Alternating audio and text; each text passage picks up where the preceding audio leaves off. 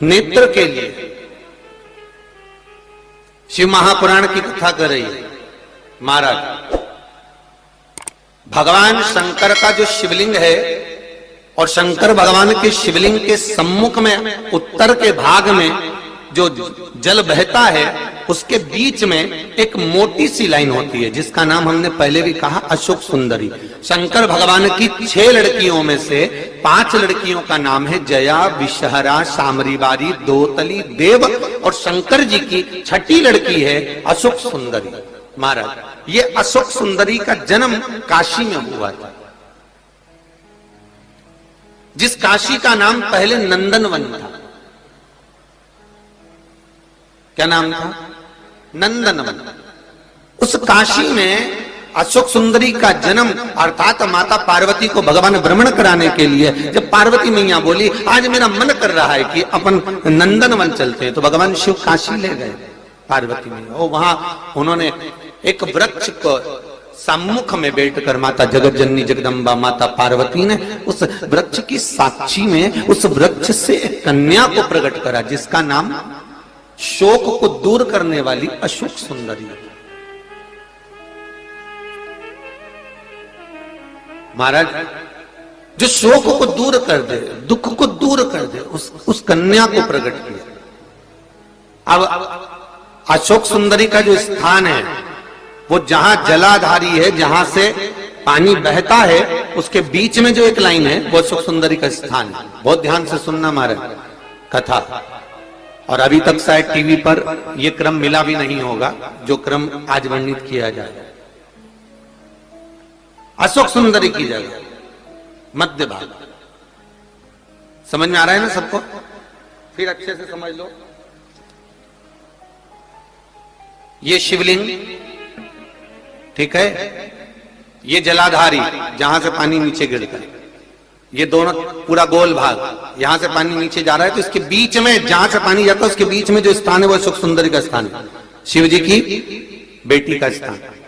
अब शंकर जी की जो बेटी का मध्य भाग में स्थान है अशोक सुंदरी का, वहां पर आपको शहद की 7 बिंदी रखना है।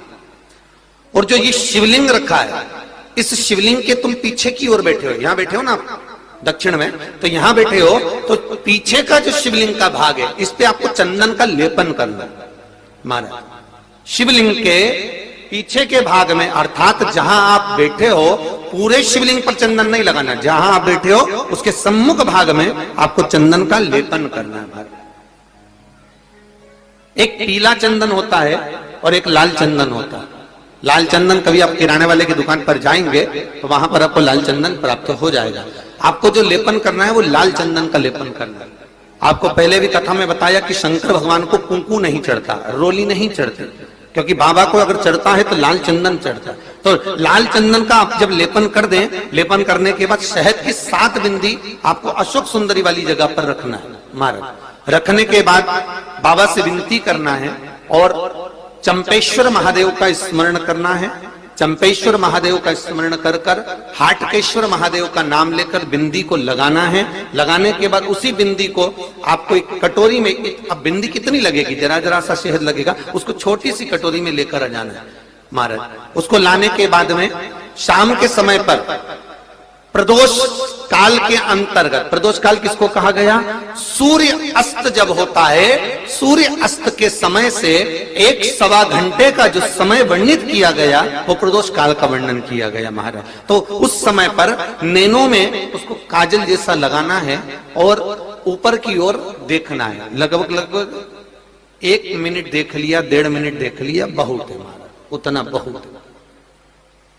काजल जैसा लगा।